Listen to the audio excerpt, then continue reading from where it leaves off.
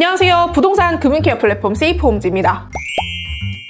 여러분들이 정말 많이 물어보는 버팀목 전세자금 대출의 가장 베스트 질문들만 쏙쏙 뽑아가지고 궁금한 점들을 정확하게 알려드리도록 하겠습니다. 첫 번째 질문입니다.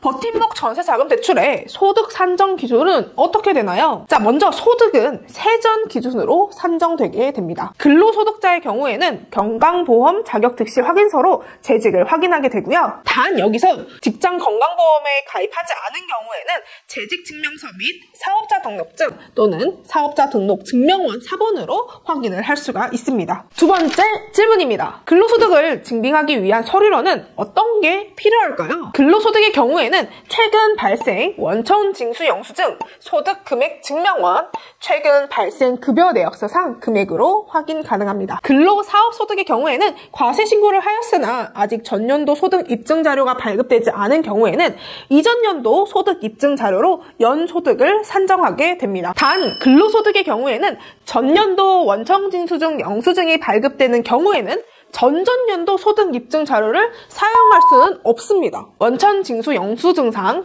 비과세 소득은 제외가 된다는 점도 알아두시면 좋습니다. 세 번째 질문입니다. 회사에 근무한 지 이제 한 달이 되었습니다. 저도 대출 받을 수 있을까요?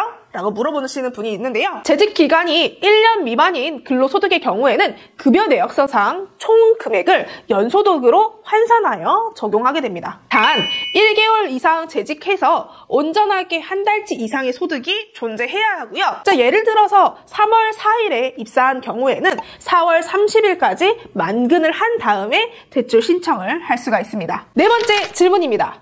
무주택자만 대출이 가능한데 같이 사는 사람도 무주택자여야 하나요? 네, 맞습니다. 세대주 및 세대원, 전원, 배우자, 직계 존속 또는 직계 비속이 모두 무주택자여야 합니다. 다섯 번째 질문입니다. 버팀목 대출 시에는 집주인의 협조가 필요할까요? 네, 필요합니다.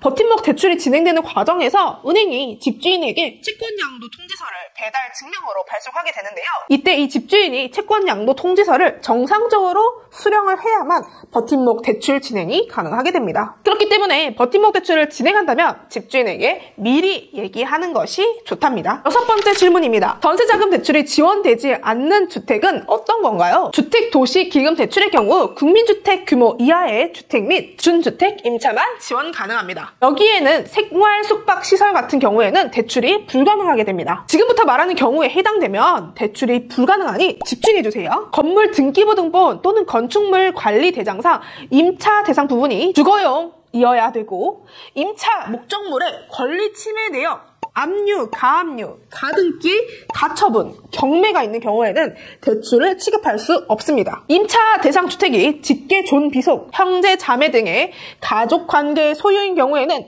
아까 말했듯이 사회통념상 이 임대차 계약에 의한 자금 수수가 이루어진다고 볼 수 없기 때문에 우리 엄마 집으로 들어갈 경우에는 대출이 불가능하다는 점도 알아두시면 좋습니다. 방금 말했듯이 형제 자매 등의 임대차 계약인 경우에는 실질적인 대금 지급 내역을 입증하게 된다면 예외적으로 대출이 가능하다는 점도 알아두시면 좋습니다. 공동주택 또는 다가구 다중주택 중에서 단순히 하나의 방만 임대차하는 경우에도 대출을 할 수가 없습니다. 단 출입문을 공유를 하지만 독립된 주거 공간이 있거나 이런 것들이 확인되는 경우에는 대출이 가능합니다. 자, 법인, 조합, 문중, 교회, 사찰, 이미 단체 같은 이런 개인이 아닌 자가 소유한 주택에 대해서는 기금의 전세 대출이 불가능합니다. 하지만 사업 목적에 부동산 임대업이 있는 법인 소유의 주택의 경우에는 대출 취급이 가능하다는 점도 추가로 알고 계시면 좋습니다. 사용 승인일 또는 연장된 사용 승인일로부터 12개월이 경과한 미등기 건물 또는 무허가 건물의 경우에는 대출 취급을 할 수 없게 됩니다. 그리고 사용 승인 후에 12개월 이내의 미등기 건물은 분양계약서의 사본, 입주 안내문 사본, 사용 승인서 사본 등을 제출받아서 임차 목적물, 임대인 등을 확인한 다음에 대출 취급을 할 수 있습니다. 그리고 내가 살던 주택을 팔고 이 집을 산 사람과 임대차 계약을 체결하는 주택의 경우에는 대출을 받을 수가 없습니다. 주택도시기금의 대출은 우리은행, KB국민은행, 신한은행, IBK 기업은행, NH농협은행에서 업무를 위탁 위탁하여서 심사를 하고 있기 때문에 이렇게 버팀목 대출에 대해서 또 추가적으로 궁금하거나 제출해야 될 서류에 대해서 문의사항이 있을 때는 해당 은행에 물어보시는 것이 가장 정확합니다. 여러분, 버팀목 전세자금 대출 받아서 저금리로 우리 또 오래오래 행복하게 살면 좋겠습니다. 만약 전세 사기가 걱정이신 분들이라면 걱정하지 않으셔도 돼요. 집 주소와 보증금만 입력하면 단 10초 만에 우리 집에 내 보증금을 권리 분석해주는 세이프홈즈 서비스를 이용해보시면 됩니다. 지금까지 부동산 금융케어 플랫폼 세이프홈즈였습니다. 감사합니다.